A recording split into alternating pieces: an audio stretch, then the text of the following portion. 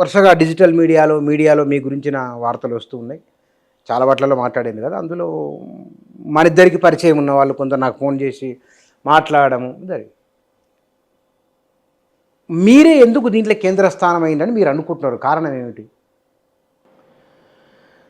అసలు పరిస్థితి ఏందంటే, ఇప్పుడున్నటువంటి మొత్తం తెలంగాణకు ఎల్‌నినో యొక్క ప్రభావం చాలా క్లియర్‌గా అవుపడుతున్నది. అవును. దాదాపు జూన్‌లో మనకు ఒక వర్షపాతమే లేదు ఆల్మోస్ట్. జూలైలో కూడా మేము చూసాం. 1/3 జూలై కూడా అయిపోయింది. అటువంటి పరిస్థితులలో మాకు ఫోన్స్ వస్తున్నాయి. ఏది రైతుల సంఘాలు, వివిధ పార్టీలకు చెందినటువంటి రైతు సంఘాల నాయకులు, మనం కలిసి పనిచేసిన తెలంగాణ ఉద్యమంలో వాళ్ళందరూ సార్ వాళ్ళు రాజకీయ నాయకులే మాట్లాడుతున్నారు. పంపులు స్టార్ట్ చేయాలనో లేకుంటే నీళ్లు కావాలనో, కానీ మీరు ఇంజనీర్లు ఎవరు మాట్లాడడం లేదు. ఏంటి మరి మీరు తెలంగాణ తీసుకొచ్చిందే నీళ్లు, నిజాలు, నీళ్లు, నిధులు నియామకాల గురించే కదా. మరి ఆ నీళ్ళే ఈరోజు లేకుండా పోయినాయి. అటువంటప్పుడు ఈ పరిస్థితిలో కూడా మీరు మాట్లాడుకుంటే ఎట్లా అన్నప్పుడు నేను మా Telangana retired association core committee meeting ఒకటి ఏర్పరచుకొని మనం దీని మీద ఏం చేద్దాము, ప్రభుత్వానికి ఏమని మనం చేద్దామని అంటే, సరే ఇప్పుడు తెలంగాణ మొత్తంలో ప్రాణం ఉన్న నది ఏదన్నట్టయితే ప్రాణహిత. అది తప్పించి ఎక్కడ కూడా నీళ్ళు లేవు. అందులో కూడా అప్పుడు మేము మన 7th, 8th, 9th చూసినప్పుడు 1,25,000 నుంచి 1,30,000 క్యూసెక్ల నీళ్లు ప్రవహిస్తున్నది. దాని తర్వాత కాబట్టి ఆ నీటిని ఏ విధంగా మనం తీసుకోవడానికి అవకాశాలు ఉన్నాయని స్టడీ చేస్తే అందరం కూడా సీనియర్స్ వెంకటరామారావు గారు, చంద్రమౌళి గారు, దామోదర్ రెడ్డి గారు, సత్యరెడ్డి గారు, మా వెంకటేశం, మా దాదా జగదీశ్వర్ గారు, వీళ్ళందరం కూర్చొని మేము ఒక 2 రోజులు దాని మీద స్టడీ చేస్తే తేలింది ఏంటంటే, కొన్ని విషయాలు తెలుసుకొని దాని తర్వాత ఇప్పుడు ఈ గవర్నమెంట్కు ఒక లిఫ్ట్ మీద ఒక అడ్వైజర్ గారు కూడా ఉన్నారు, పెంటారెడ్డి గారు, కే పెంటారెడ్డి గారు. వారు తెలంగాణ రాకముందు నుంచి కూడా మేము తెలంగాణ ఉద్యమంలో కలిసి పనిచేసాం. దాని తర్వాత మేము అంతకుముందు సర్వీసులు ఉన్నప్పుడు వారు మన పుట్టంగండి సంబంధించిన ఎస్ఎల్బిసి మోటార్స్ అన్నీ కూడా వారి ఆధ్వర్యంలోనే కమిషన్ చేయబడ్డాయి. నేనేమో డిపార్ట్మెంట్ సివిల్ సైడ్ నుంచి ఉంటే వాళ్ళేమో దాని నుంచి ఉన్నారు. అయితే ఆ పెంటారెడ్డి గారే ఇప్పుడు అడ్వైజర్ గవర్నమెంట్కు. వారిని కూడా మేము కన్సల్ట్ చేశాం. ఇప్పుడున్న పరిస్థితిలో మోటార్లు నడవడానికి ఇబ్బంది ఏంది కన్నపల్లి దగ్గర అంటే, ఏమి ఇబ్బంది లేదు, మేము చెప్తూనే ఉన్నాం అన్నారు. అయితే మేము స్టడీ చేసి తేలింది ఏంటంటే, కన్నపల్లి పంప్ హౌస్ దగ్గర 17 మోటార్లు ఉన్నాయి. 3 టీఎంసీలు ప్రతి రోజుకు లిఫ్ట్ చేసేటట్టుగా. మొదలు 2 టీఎంసీలకు ఉండే 12, దాని తర్వాత ఇంకొక 5 మోటార్లు ఎక్స్ట్రా 3rd టీఎంసీ అని పెట్టడం జరిగింది. పెట్టిన కొన్ని రోజులకి అప్పుడు ప్రొటెక్షన్ వాళ్ళు కూలీ అదంతా ఏదో అయింది, మళ్ళీ తిరిగి కమిషన్ అయిందని చెప్పడం జరిగింది.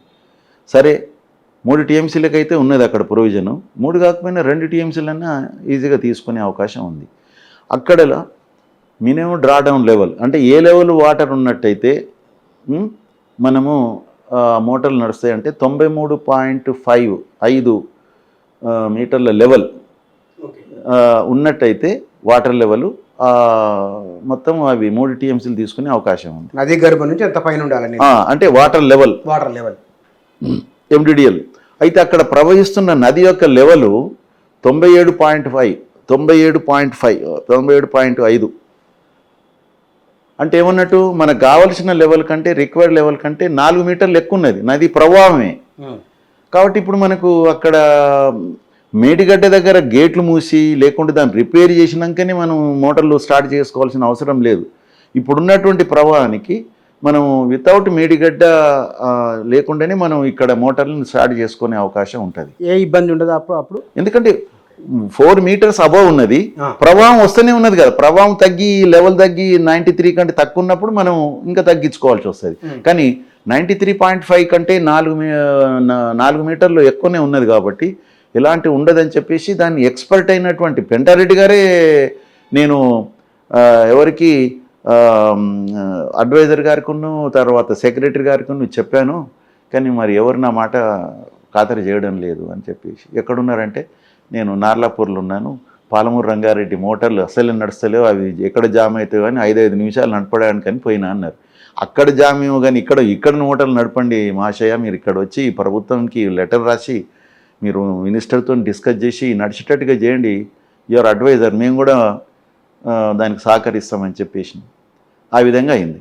అయితే అప్పుడు మేము రైతాంగాన్ని దృష్టిలో పెట్టుకొని మాకు వచ్చిన మా ప్రెషర్స్ రైతాంగాన్ని నుంచి మేము డీటెయిల్గా డిస్కస్ చేసి 2 రోజులు, నెక్స్ట్ డే రోజు 11 నుంచి సాయంత్రం 6:30 వరకు మేము డిస్కస్ చేసి ఆ 3 పేరాల లెటర్ రాసినాం అంతే.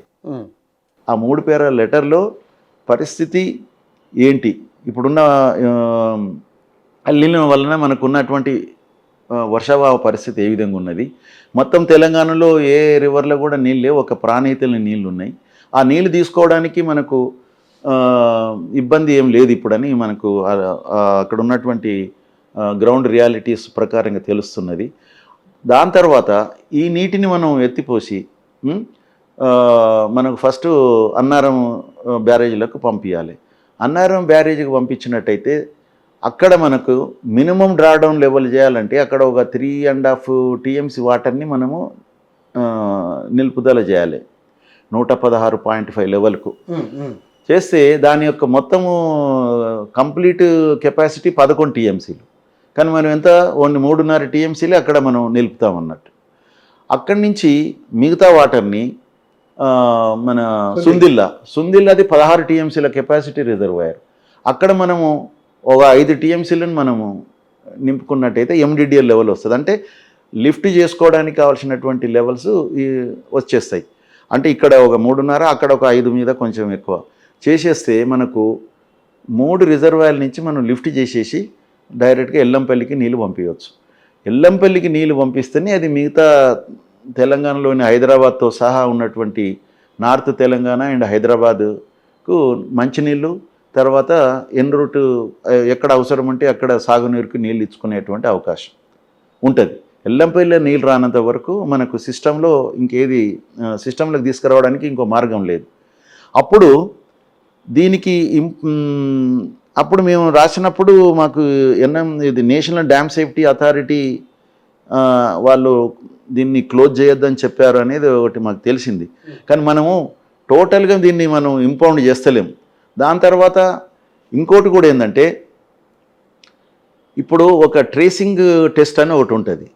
అంటే ఒక మనం కలర్డ్ వాటర్ని ఇటు సైడు నీళ్ళల్లో పోస్తే ఏమన్నా లీకేజ్ ఉన్నట్టయితే, సీపేజ్ లీకేజ్ కింద నుంచి ఉన్నట్టయితే ఆ కలర్డ్ వాటర్ బయటకు వస్తుంది అన్నమాట. ఇది జనరల్గా నేషనల్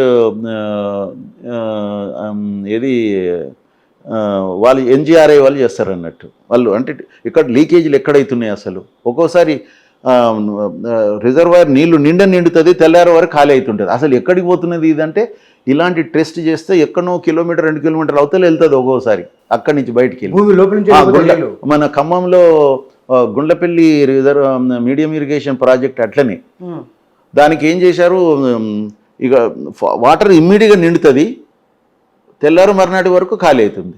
అరే ఏంటిది ఎక్కడికి పోతున్నది ఎవరికి తెలుసు, అన్ని మంచిగా చేస్తుంది, మంచి పర్ఫెక్ట్గా ఉన్నది, బండి పర్ఫెక్ట్గా ఉన్నది, అన్ని పర్ఫెక్ట్గా ఉన్నది, ఎక్కడి నుంచి పోతుందంటే అప్పుడు ఈ టెస్ట్ చేసిరు అన్నట్టు. వాటర్ని కలర్డ్ వాటర్ పోస్తే ఎక్కడి నుంచి వెళ్తుంది కలర్ మొత్తం చూశారు అన్నట్టు. నెమ్మదిగా 1 కిలోమీటర్ 2 కిలోమీటర్ 2 కిలోమీటర్ అవతల వెళ్ళింది. అప్పుడు అంత దూరం వెళ్ళిపోయిందా అంటే ఆ కింది నుంచి ఉందన్నమాట. మనం ఏదైతే COT తీసాన్లో BCసాలు నింపుతాం ఇట్లా పోకుండా దాని కింది నుంచి ఉందన్నమాట. అప్పుడు దాన్ని తెలుసుకొని రివర్స్లో చూసి దాన్ని ఇంకా ఎంత ఎక్కడెక్కడ ఉన్నదని చూసి దాన్ని ఇంకా COTని ఇంకా కిందికి దించి అట్లా అరెస్ట్ చేయగలిగారు అన్నమాట. అట్లా ఇది కూడా మనకు సీపేజీ ఎక్కడ పోతుంది ఎంత పోతుంది అనే దానికి ఏ లొకేషన్లో పోతుందంటే ఆ టెస్ట్ చేయాలి. ఆ టెస్ట్ చేయాలంటే కొంచెం వాటర్ అటుకు పెట్టాలి కదా, ఆ వాటర్ అటు పెట్టాలి కొంచెం, అది కింది నుంచి వస్తేనే కదా మనం ఈ వాటర్ వచ్చేది.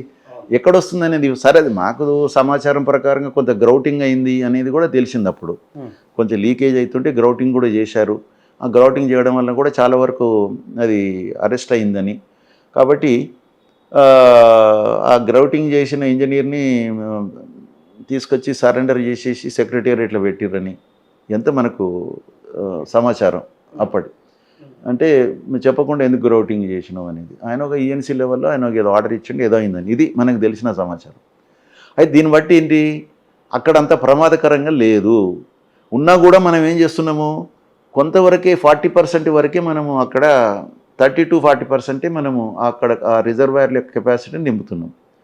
నింపిన తర్వాత ఈ వచ్చిన వాటిని మనం డైరెక్ట్గా ఎల్లంపల్లికి మనం లిఫ్ట్ చేసుకోగలిగితే బాగుంటుందన్న ఆలోచనతో ఆ లెటర్ మేము సాయంత్రము 6:30కు మేము ఇష్యూ చేసినాం. మన ఇరిగేషన్ రిపోర్టర్స్ దాంట్లో పెట్టిన తర్వాత ఇమ్మీడియట్గా దాని మీద రియాక్షను, తర్వాత ఇమ్మీడియట్గా కొన్ని ఛానల్ వాళ్ళు దాని మీద డిబేట్ కూడా రాత్రి డిబేట్ కూడా స్టార్ట్ అయింది. అసలు నాకు డిబేట్ స్టార్ట్ అయ్యి దాని యొక్క పూర్తిగా 40 నిమిషాలు ఏదో నడిచినట్టుంది అన్ని పార్టీల వాళ్ళతోని. అది దాని యొక్క లింకు నాకు అమెరికా నుంచి మా అల్లుడు పంపించాడు 9:30కి. అప్పటి వరకు నాకే తెలియదు డిబేట్ ఇక్కడ లెటర్ ఇచ్చారు అంతే, ఎవరిళ్ళలో వాళ్ళకి వెళ్ళిపోయినాం. పోయిన తర్వాత 9:30కి నాకు అక్కడి నుంచి వచ్చిందనమాట. వచ్చి చూసే వరకు ఇది ఉన్నది భరత్, అది ఏ ఛానల్లో తెలియదు, భరత్ మెయిన్గా. అరే ఇదే అప్పుడే వచ్చేసింది, బాగానే అయింది అనుకున్నాము. తెల్లారు పేపర్లో రావడము, ఇక దాని మీద అంటే నేను అప్పుడు ఇది వైరల్ అయింది అన్నట్టు. ఇది రావడము చేయడం, ఎందుకంటే ఎవరైతే దీని గురించి ఆలోచిస్తున్నారో చేస్తున్నారో రైతాంగం గురించి, ఒక ఇంజనీర్ల నుంచి కూడా ఇంతవరకు లేదు అభ్యర్థన అంటే ఇంజనీర్ నుంచి కూడా అభ్యర్థన రాగానే అది ఫైర్ లెక్క అందుకునేది అన్నట్టు.